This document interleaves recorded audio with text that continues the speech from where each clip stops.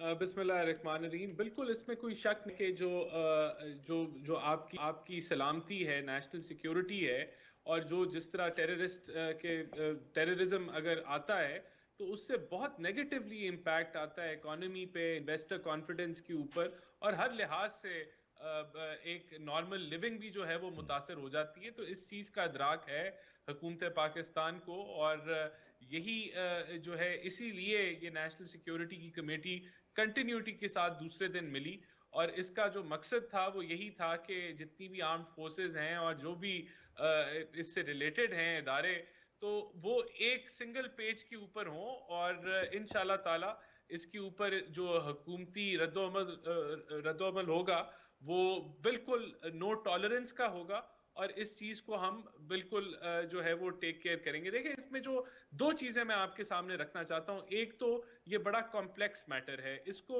बदकिस्मती से एक हमारे जो जो सियासी साथी हैं उन्होंने बड़ा सिंप्लीफाई करके बता दिया कि ये अमेरिका की जो है वो हम सपोर्ट कर रहे थे, तो उस वजह से ये मामलात जो हैं ये पाकिस्तान के अंदर आए। लेकिन आज अमेरिका इस खित्ते में मौजूद नहीं है, और उसके बावजूद ये खतरात जो हैं वो पाकिस्तान के अंदर एग्जिस्ट करते हैं। तो ये एक मल्टी डायमेंशनल मसला है, और इसके हर जो एंगल से इसको देखा जा रहा है। दूसरा, देखें, बदकिस्मती से जो हकीकत है वो ये है कि अफगानिस्तान की मईशत कोलैप्स कर गई है, और वहाँ एक पॉलिटिकल इंस्टेबिलिटी भी है, या आप कह लें कि जो फैक्शंस और मुख्तलिफ किस्म के ये जो जो कह लें कि ग्रुप्स हैं इंडिपेंडेंट जी। ग्रुप्स हैं जो कि ये सारे ये काम कर रहे हैं, तो उसका फॉल आउट पाकिस्तान में आ रहा है, और उसको हमें डील करना है। तो ये सारे मामलात को हम देख रहे हैं, और इंशाल्लाह ताला मैं समझता हूं कि इनको जरूर कंट्रोल किया जाएगा। देखिए, दो चीजें मैं सिर्फ ऐड कर दूं पिछले टॉपिक के ऊपर। देखिए, जब इस्लामाबाद में धमाका होता है तो वो लोग पूरा बॉर्डर क्रॉस करते हैं और फिर केपीके से गुजर के इस्लामाबाद पहुंचते हैं। तो जो सीटीडी है वो इस्लामाबाद में है, और ये कहना कि पहले धमाके नहीं हो रहे थे अब हो रहे हैं, तो जो तालिबान जब से उन्होंने टेक ओवर किया और जो एक इकोनॉमिक कोलैप्स हुआ, वो एक हकीकत है जिसका फॉल आउट आना है।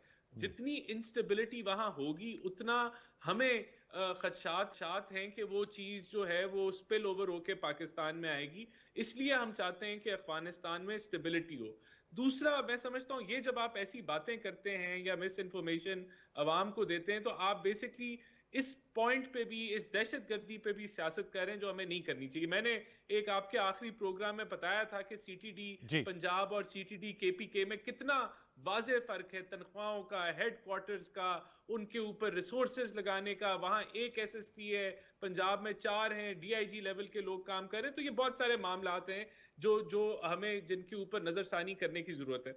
अब आपका सवाल आ गया कि हमारी इकोनॉमिक जो पॉलिसीज हैं, देखें हमारे पास हमने सारे वो इकदाम लिए जिससे हमें सियासी नुकसान हुआ। हमने हमने वो सब इकदाम लिए, लेकिन वो इसलिए लेने जरूरी थे कि अगर हम ना लेते तो शायद मुल्क डिफॉल्ट कर जाता। आज बिल्कुल हमें देखें, हमें चाइना ने भी लैंडिंग की, हमें सऊदीज ने भी लैंडिंग की। जो रोल ओवर होने थे, जो फ्रेंडली डिपॉजिट्स थे, वो सारे रोल ओवर हो रहे हैं, और आगे भी हमें कमिटमेंट्स हैं कि वो हमारे साथ काम करेंगे। देखें, ये कहना कि हमारा कोई ट्रस्ट का गैप है, हमें ट्रस्ट नहीं कर रहे, ये बिल्कुल गलत है।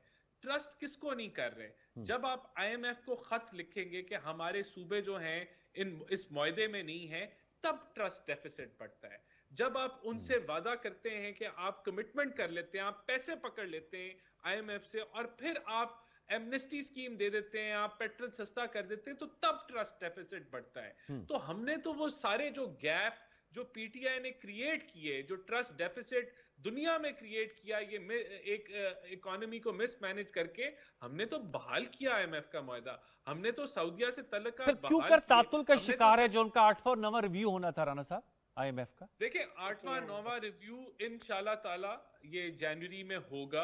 अच्छा। और उसमें देखिए मसला क्या है, मसला ये था कि कुछ हमें वो चाह रहे थे कि हम और इक़दामात ऐसे लें जिससे बिजली महंगी हो, गैस महंगी हो, तो हम वो प्लान उनको अल्टरनेटिव दे रहे हैं। इंशाल्लाह ताला वो एक्सेप्ट होगा। हमने बैलेंस करना है। हमारे लिए चैलेंज क्या है? देखिए, ये हालात हमने नहीं बनाए, ये हालात हमें विरसे में मिले। अब हमारे लिए चैलेंज क्या है कि हमने डॉलर भी अरेंज करने और दूसरी तरफ आवाम जो दबी हुई है Yes. महंगाई के तले, उसको और फर्दर नहीं दबाना। तो ये बैलेंसिंग एक्ट ठीक। है जिसको हम करने की कोशिश कर रहे हैं, जिसकी वजह से थोड़ी ताखीर हुई है, लेकिन इंशाल्लाह ताला इस मरहले से भी हम बाहर निकल आएंगे। देखिए, मैं तो ये कहूंगा, ये वाइट पेपर ला रहे हैं तो ये थोड़ा सा, अभी इन्होंने गैस के ऊपर बात की। जी जी। अब इनसे पूछें, एलएनजी का टर्मिनल तो हमने लगाया 2013 से 18 में, उसके बाद क्यों नहीं ये टर्मिनल यहाँ लगा सके एलएनजी का? चले नहीं लगाया टर्मिनल, कोई लॉन्ग टर्म मुआहदा ही कर लेते। एक लॉन्ग टर्म मुआहदा इन्होंने नहीं किया।